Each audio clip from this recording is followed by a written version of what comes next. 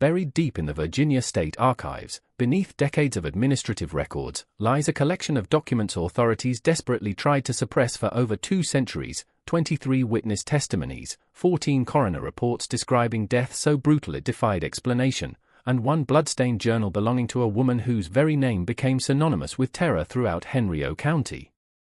The year was 1801, and what locals would whisper about as the hunting season that never ended had just begun for Kate Bender.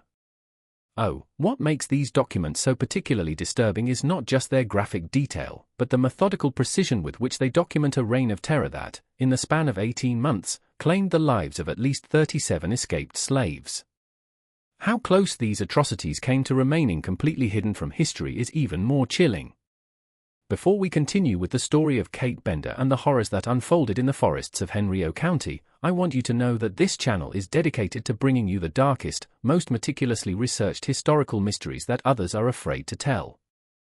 If you're brave enough to hear stories like this one, make sure to subscribe and hit that notification bell so our content you never miss. And I'm curious, where are you listening from? Drop a comment below and let me know what state or city you're in.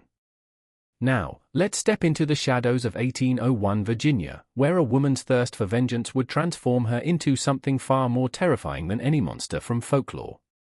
The discovery of these documents in 1987 sent shock waves through academic circles, but their contents were deemed too sensitive for public release.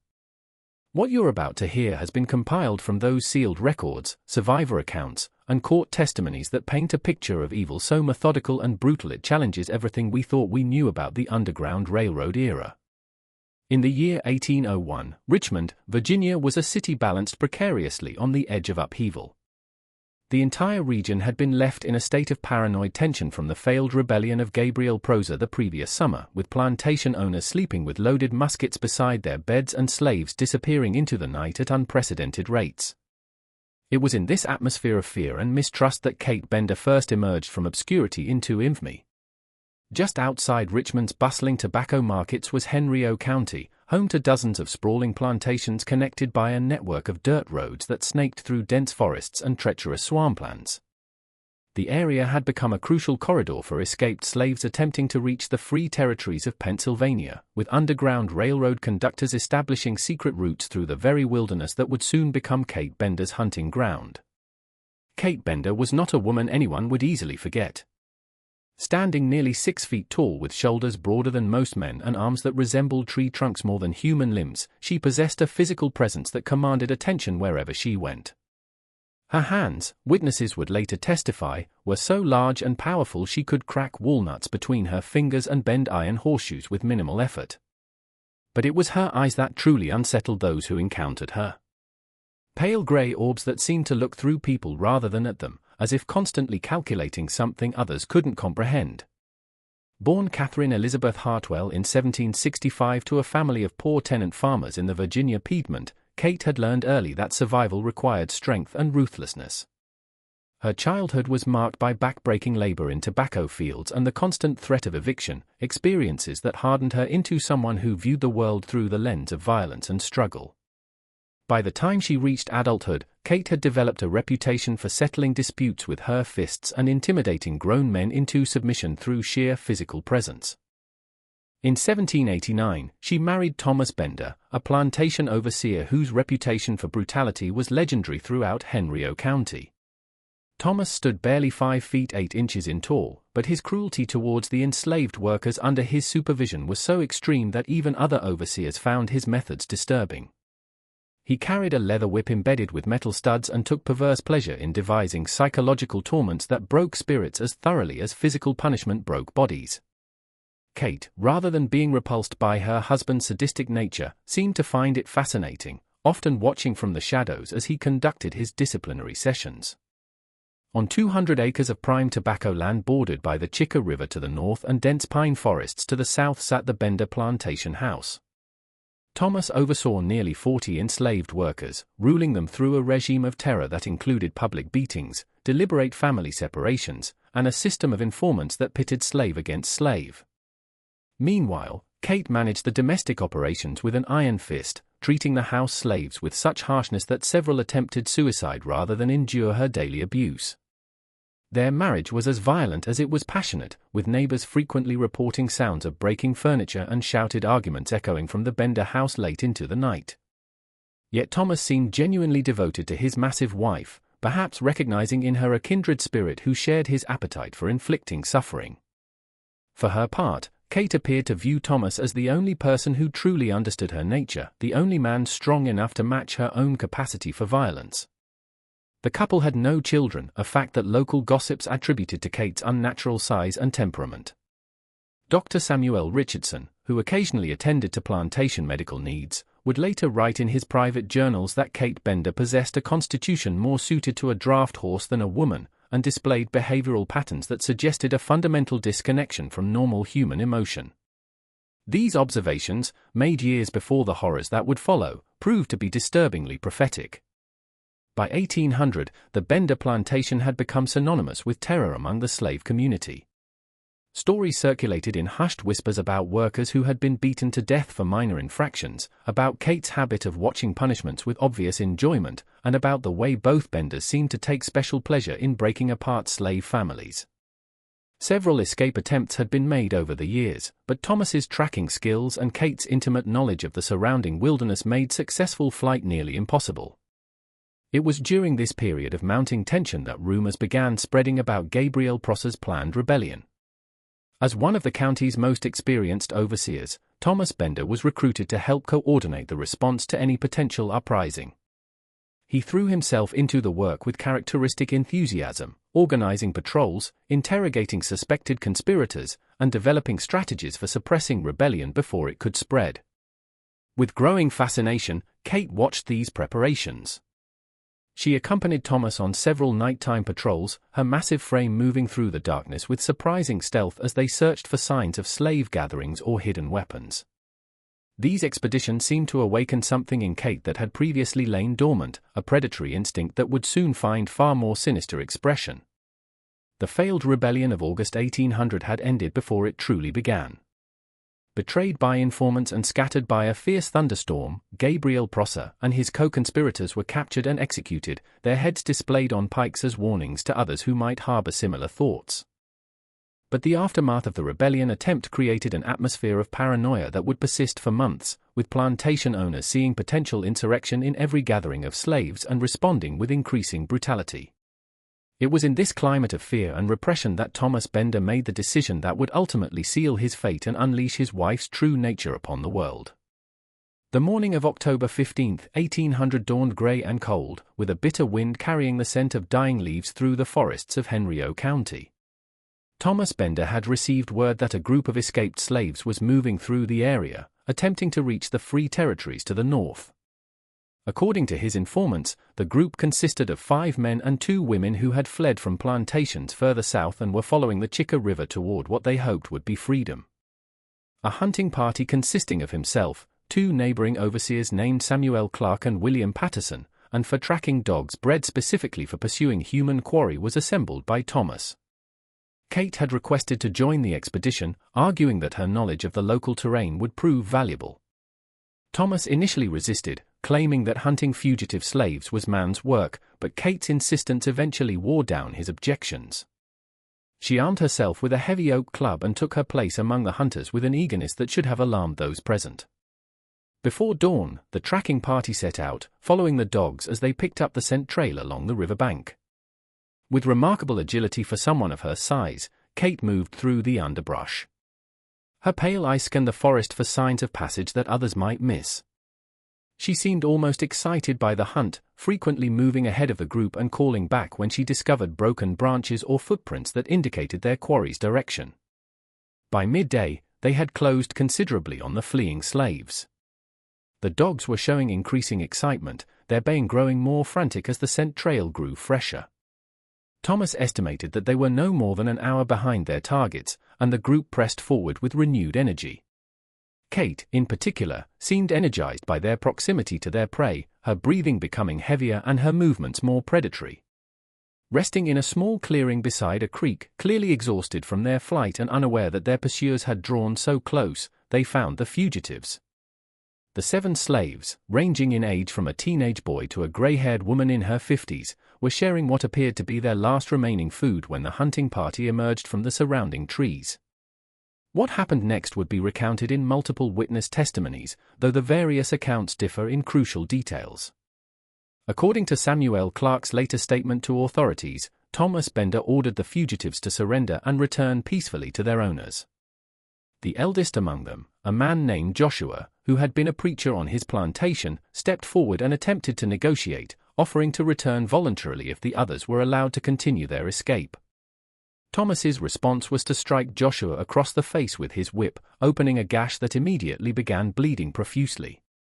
This act of violence triggered exactly the kind of desperate resistance that the hunters had perhaps been hoping for. The younger men among the fugitives rushed forward to defend their leader while the women and the teenage boy attempted to flee deeper into the forest.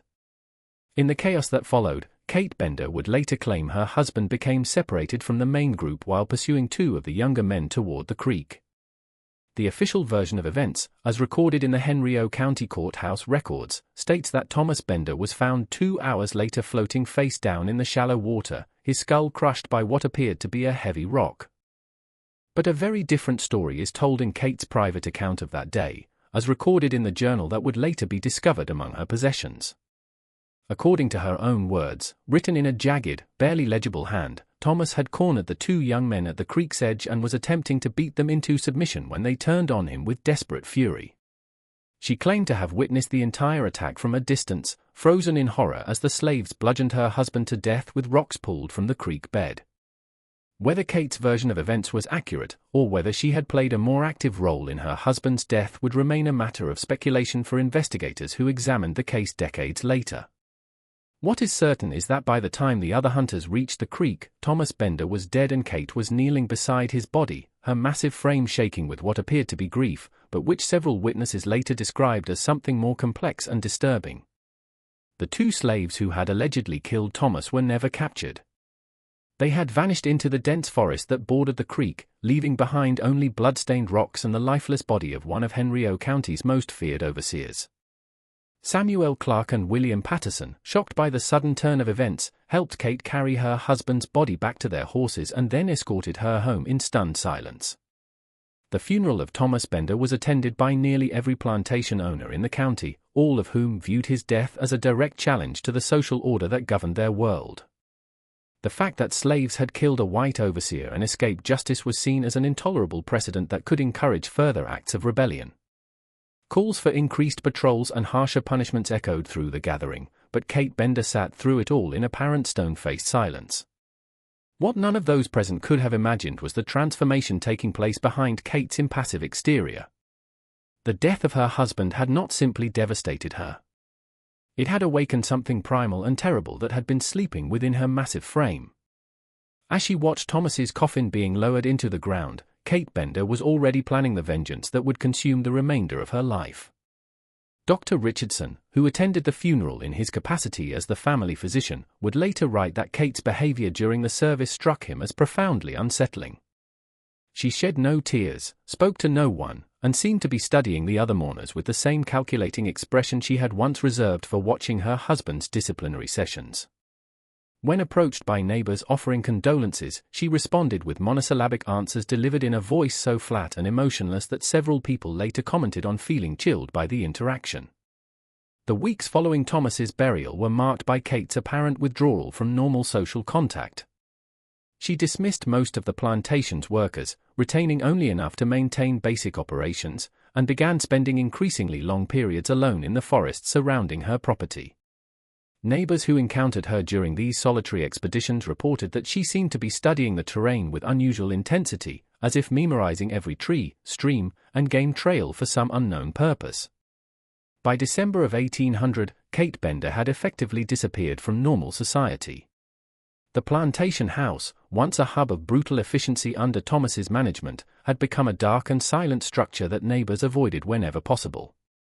Local merchants noted that Kate had begun purchasing unusual items, lengths of rope, metal snares typically used for trapping large game, and tools whose intended purpose seemed unclear. It was during this period of isolation and apparent grief that Kate began developing the skills and strategies that would soon make her the most feared predator in all of Henry County. But at the time, no one could have imagined that the grief-stricken widow was methodically preparing for a campaign of vengeance that would terrorize the region for nearly 2 years. The transformation of Kate Bender from grieving widow to methodical killer did not happen overnight. Through the bitter winter months of 1800 and into the early spring of 1801, she underwent a process of psychological metamorphosis that was as thorough as it was terrifying. The woman who emerged from this period of isolation bore little resemblance to the plantation overseer's wife who had buried her husband just months earlier. Kate's first confirmed kill occurred on March 23, 1801, though the body would not be discovered until nearly a week later. The victim was a young man named Samuel, who had escaped from a plantation nearly 40 miles south and was attempting to follow the Chicka River north toward free territory. His body was found hanging from a massive oak tree approximately 2 miles from the Bender property, suspended by his neck with a noose fashioned from hemp rope. What made the discovery particularly disturbing was not simply the fact of Samuel's death, but the condition in which his body was found.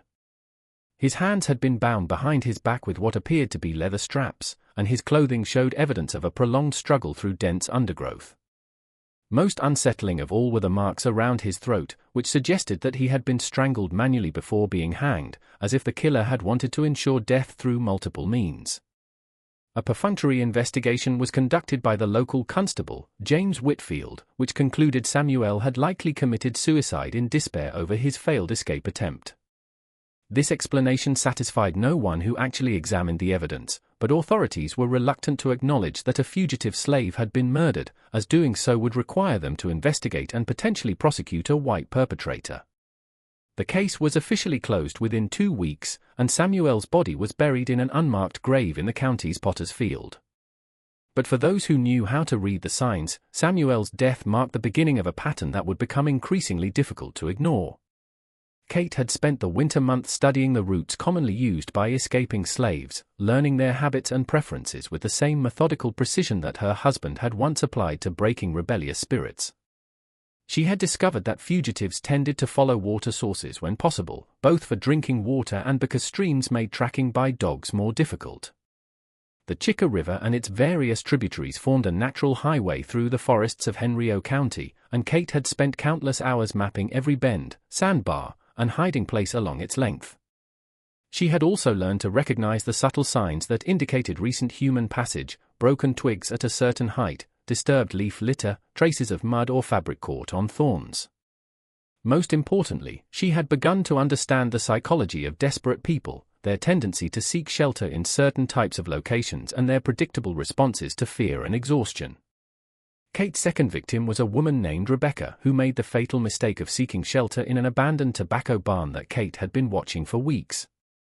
Rebecca had been traveling with 2 companions but had become separated from them during a thunderstorm that struck the region in early April. Alone, frightened, and unfamiliar with the local terrain, she had stumbled upon what appeared to be a safe refuge and decided to rest until morning. Kate found her there just before dawn, curled up in a corner of the barn, with her few possessions clutched tightly against her chest. What followed was the first instance of the methodical cruelty that would become Kate's signature in the months to come.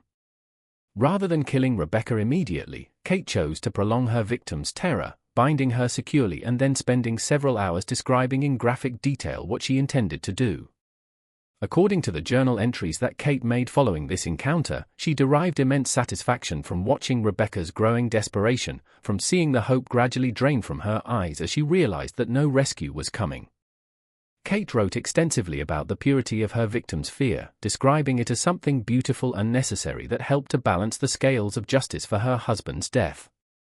Rebecca's body was discovered 3 days later by a farmer searching for stray cattle. She had been strangled with her own clothing and left propped against a tree in a seated position as if Kate wanted to ensure that the body would be found quickly. The positioning was clearly deliberate, designed to send a message to anyone who might be considering similar escape attempts. This time, Constable Whitfield could not dismiss the death as suicide. The evidence of foul play was too obvious, and the deliberate staging of the body suggested a killer who wanted their work to be discovered and understood. Whitfield launched what he described as a thorough investigation, but his efforts were hampered by the same social constraints that had limited his response to Samuel's death. The idea that a white person might be systematically murdering escaped slaves was too disturbing for local authorities to seriously consider. Instead, Whitfield focused his investigation on the possibility that Rebecca had been killed by other slaves, perhaps as punishment for some perceived betrayal or as part of an internal power struggle among fugitive groups. This theory satisfied the social expectations of the time while avoiding the more troubling implications of the alternative explanation. The case remained officially open, but no serious effort was made to pursue leads that might implicate a white perpetrator. Meanwhile, Kate was already planning her next hunt. Rebecca's death had taught her valuable lessons about the logistics of murder, the importance of choosing isolated locations, the need to dispose of evidence properly, and the psychological satisfaction that came from total control over another human being's final moments. She had discovered within herself a capacity for cruelty that surpassed even her late husband's legendary brutality, and she found this discovery both thrilling and validating. The spring and early summer of 1801 saw an escalation in both the frequency and brutality of Kate's attacks. Her third victim was a teenage boy named Marcus, who had escaped from a plantation in neighboring Chesterfield County. Kate tracked him for 3 days through the forest, observing his movements and studying his habits before finally cornering him near a creek where he had stopped to drink. Marcus represented Kate's first opportunity to test her physical capabilities against a victim who was young, strong, and desperate enough to fight back with genuine ferocity. The struggle lasted nearly 20 minutes, with Marcus managing to land several solid blows that left Kate bruised and blooded. But her superior size and strength eventually prevailed, and she strangled the boy with her bare hands while pinning him beneath her massive frame. The satisfaction Kate derived from this kill was different from her previous experiences, more physical, more primal, and somehow more complete. She had proven to herself that she could overpower even a strong, determined opponent through pure physical dominance. And this realization filled her with a sense of power unlike anything she had previously experienced. Her journal entries from this period reveal an almost sexual gratification in describing the moment when Marcus finally stopped struggling, when his eyes rolled back and his body went limp beneath her. Marcus's body was found hanging from a tree branch 20 feet above the ground, a feat that would have required enormous strength and determination to accomplish.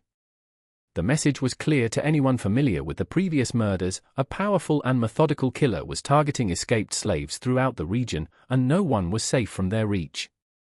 By this point, even the most willfully blind authorities could no longer ignore the pattern that was emerging. 3 escaped slaves had been murdered within a 2-month period, all within a relatively small geographic area, all displaying evidence of having been overpowered by someone of exceptional physical strength. Constable Whitfield, under pressure from plantation owners who were beginning to worry about the implications of the murders, finally acknowledged that a serial killer was operating in Henry County. But acknowledging the problem and solving it proved to be very different things. Kate had become incredibly skilled at covering her tracks, both literally and figuratively. She knew the forest better than anyone else in the county, could move through dense undergrowth without leaving obvious signs of passage, and had developed an almost supernatural ability to predict where fugitive slaves would travel and when they would need to rest. More importantly, Kate had learned to manage the social aspects of her secret life with remarkable effectiveness. In public, she maintained the persona of a grieving widow struggling to manage her late husband's property. She attended church services regularly, made appropriate responses when neighbors inquired about her welfare, and conducted business transactions with the same stolid efficiency that had characterized her behavior before Thomas's death. No one suspected that the woman who sat quietly in the third pew of Henry Methodist Church every Sunday morning was the same person who spent her weeknight stalking human prey through the surrounding forests. Kate had discovered an extraordinary talent for compartmentalization, maintaining completely separate identities for her public and private lives with a skill that would have impressed professional actors. The psychological transformation that enabled this dual existence was perhaps the most disturbing aspect of Kate's evolution from ordinary citizen to serial killer. She had developed an internal narrative that justified her actions as not merely acceptable but necessary and righteous. In her mind, every escaped slave she killed was balancing the scales of justice for her husband's murder, restoring the natural order that had been disrupted by their rebellion against legitimate authority. This sense of righteousness gave Kate's actions a methodical, ritualistic quality that distinguished her work from ordinary crime or violence. She was not killing in rage or passion, but in service to what she genuinely believed was a higher moral purpose. This conviction made her incredibly dangerous because it removed the normal psychological barriers that might have limited her actions or forced her to confront the enormity of what she was doing. As spring turned to summer in 1801, Kate Bender had fully transformed into something that transcended ordinary criminal categories. She was no longer simply a murderer, but a predator who had found her natural environment and prey. The forests of Henrio County had become her hunting ground, and every escaped slave who entered that territory was placing their life at risk from a killer whose capabilities were still growing with each successful hunt. By midsummer of 1801, Kate Bender had refined her methods to a level of efficiency that would have impressed military strategists. She had divided the forests of Henrio County into a series of overlapping territories, each of which she patrolled on a rotating schedule designed to maximize her chances of encountering fugitive slaves while minimizing the risk of being observed by other whites. Her intimate knowledge of the terrain, combined with an almost preternatural ability to predict human behavior under stress, made her nearly unstoppable. Kate's typical hunting cycle began with reconnaissance. She would spend 3 or 4 days moving through a selected territory, looking for signs of recent passage and identifying likely camping spots or hiding places. Her ability to read subtle environmental clues had developed to an extraordinary degree. She could determine from the pattern of broken twigs not only that someone had passed through an area, but approximately when, in which direction they were traveling, and even their approximate size and physical condition. Once she had identified signs of fugitive presence, Kate would establish what she termed observation posts, carefully concealed positions that allowed her to watch likely routes or destinations without being detected herself. She had constructed more than a dozen of these posts throughout her hunting territory, each equipped with supplies that allowed her to remain hidden for extended periods. From these positions, she could study her prey's habits and behavioral patterns, learning their schedules and identifying their weaknesses.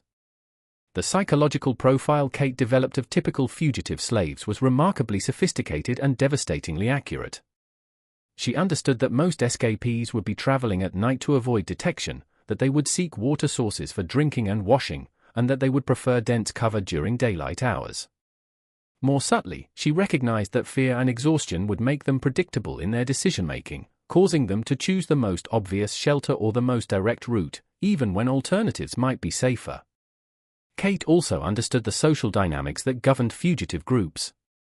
She knew that families would not abandon injured or exhausted members, that groups would often split up when pursued and attempt to reunite at predetermined locations, and that lone travelers were more likely to take desperate risks than those traveling with companions. This knowledge allowed her to manipulate her victims' behavior, using their own survival instincts and loyalty to their companions against them. Her fourth confirmed victim was a man named Isaiah, who had escaped from a plantation in Glenn County with his pregnant wife, Sarah, and their 8-year-old son, David. The family had been traveling for nearly a week when Kate first spotted them resting beside a small stream approximately 3 miles from her property. Rather than attacking immediately, Kate chose to observe the family for 2 days, studying their routines and identifying the psychological leverage points she could exploit. What she discovered was that Isaiah was becoming increasingly desperate as his wife's pregnancy advanced and travel became more difficult for her. Sarah was experiencing complications that were slowing their progress significantly, and young David was showing signs of illness that worried both parents. The family was essentially trapped between the impossibility of continuing their flight and the certainty of recapture if they remained stationary too long. Kate's attack on the family demonstrated a level of psychological sophistication that was truly chilling. Rather than confronting them directly, she began by targeting their supplies and shelter materials. Over the course of several nights, she stole their blankets, contaminated their water source, and created signs of pursuing slave catchers that forced them to abandon relatively safe camping spots for more exposed positions. The psychological pressure of these tactics wore down the family's resistance more effectively than direct violence could have accomplished. Isaiah became increasingly paranoid and exhausted, making poor decisions that placed his family in greater danger. Sarah's condition continued to deteriorate, and David began showing signs of serious malnutrition. By the time Kate finally revealed herself, the family was too weakened and demoralized to mount effective resistance. Kate's journal entries describing the family's final days make for extremely disturbing reading even 2 centuries later. She wrote extensively about the educational value of slowly breaking down their hope and determination, comparing the process to training difficult horses or breaking stubborn dogs. She seemed to view their suffering not as cruel or unnecessary, but as a natural and inevitable consequence of their decision to challenge the established social order. The actual murders were carried out over a period of 3 days, with Kate deliberately prolonging the family's agony for her own psychological satisfaction. She killed David first, strangling him while forcing his parents to watch, then used the child's death as leverage to torture Isaiah and Sarah with descriptions of what she planned to do to each of them. The journal entry suggests that Kate derived particular satisfaction from Sarah's begging for her unborn child's life, seeing it as proof of the fundamental weakness that made slaves unsuitable for freedom. Isaiah's death came on the 2nd day, after Kate had forced him to dig graves for his son and pregnant wife. She strangled him with the same rope she had used on David, then left his body beside the shallow graves as what she described as a monument to the futility of rebellion. Sarah, already weakened by pregnancy complications and psychological trauma, survived less than 6 hours after her husband's death, dying of what appeared to be a combination of stress, dehydration, and despair. The discovery of the family's bodies created a level of alarm in Henrico County that authorities could no longer ignore or minimize. 3 more escaped slaves had been murdered, including a pregnant woman and a child, and the evidence pointed unmistakably to a single killer operating with increasing confidence and brutality. Plantation owners throughout the region began pressuring local authorities to take decisive action, while slaves whispered stories about the white demon who haunted the forests between Virginia and freedom. Constable Whitfield, recognizing that his position might depend on finding the killer, finally launched what he described as a comprehensive investigation into the murders. He organized search parties to comb the forests where the bodies had been found, interviewed potential witnesses, and even offered a modest reward for information leading to the killer's capture. But his efforts were hampered by several factors that Kate had cleverly exploited in planning her campaign. First, the investigation was constrained by the same social attitudes that had initially prevented authorities from taking the murders seriously. Most white residents of Henrico County viewed escaped slaves as criminals who had brought whatever fate befell them upon themselves. There was little sympathy for the victims and even less enthusiasm for expending significant resources to find their killer. Many whites privately applauded the murders, seeing them as appropriate punishment for slaves who had dared to seek freedom. Second, Kate's selection of hunting territory had been strategically brilliant. The forests where she operated were vast, dense, and familiar to very few people other than herself. Search parties could spend weeks combing the area without discovering even a fraction of the hiding places, trails, and landmarks that Kate knew intimately. Her ability to observe potential searchers while remaining hidden herself meant that she could avoid detection even when they came relatively close to her position. Most importantly, no one suspected that a woman could be responsible for murders that required such obvious physical strength and savage determination. The assumption that the killer must be male eliminated Kate from consideration before the investigation even began, allowing her to continue operating under a cloak of social invisibility that proved nearly impenetrable. Kate was well aware of these advantages, and her journal entries from this period reveal a growing confidence in her ability to continue killing without facing serious consequences. She had begun to view the murders not as a temporary campaign of vengeance, but as a permanent vocation that gave her life meaning and purpose. The transformation from grieving widow to serial killer was now complete, and Kate Bender had found her true calling. The late summer and early fall of 1801 saw an acceleration in Kate's killing schedule that reflected both her growing confidence and her increasing psychological need for the satisfaction that murder provided. Her victims during this period included a blacksmith named Abraham who had escaped from Richmond, twin brothers named Matthew and Mark who had fled from a plantation in Charles City County, and an elderly woman named Ruth who had been traveling alone toward what she hoped would be sanctuary with free blacks in Pennsylvania. Each murder demonstrated refinements in Kate's technique and psychology. She had learned to extend the psychological torture that preceded death, developing methods of mental torment that were sometimes more effective than physical violence in breaking her victims' will to resist. She had also begun taking trophies from each kill, items of clothing, personal possessions, or body parts that she kept as reminders of her accomplishments. The trophy collection, hidden in a specially constructed cellar beneath her house, became an obsession that consumed increasing amounts of Kate's attention. She would spend hours arranging and rearranging the items, reliving each murder through the physical evidence of her victim's final moments. The journal entries describing these sessions reveal a mind that had crossed permanently into territory that could only be described as pure evil. By October of 1801, Kate Bender had killed at least 12 escaped slaves, and rumors of the forest demon had begun spreading throughout the Underground Railroad network. Conductors started warning potential escapees about the unusual dangers present in Henrico County, and some routes were permanently altered to avoid the area entirely. But for Kate, this represented not a setback, but an exciting new challenge. She began expanding her hunting territory, following potential victims further from her home base and developing new strategies for locating prey in unfamiliar terrain. The hunting season that had begun with her husband's death showed no signs of ending, and Kate Bender was just beginning to explore the full extent of her capacity for evil. As autumn deepened into winter, Kate Bender's reputation had transcended the boundaries of Henrico County and begun spreading throughout Virginia's Underground Railroad network like a malignant tumor. Conductors and station masters who had never seen her handiwork firsthand nevertheless spoke in hushed tones about the white demon who stalked the forests between Richmond and Freedom, turning what should have been a corridor of hope into a landscape of terror and death. The psychological impact of Kate's campaign extended far beyond her actual body count. For every escaped slave she murdered, dozens of others were paralyzed by fear, abandoning escape attempts or choosing longer, more dangerous routes that often proved just as deadly. The Underground Railroad network that had been developing in central Virginia was effectively crippled as conductors found it increasingly difficult to convince potential escapees that the risks of flight were manageable.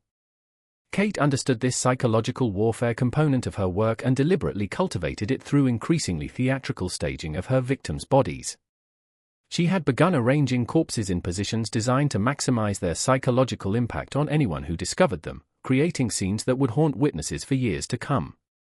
Bodies hanging from trees became her signature, but she varied the specific details to prevent observers from becoming desensitized to the horror.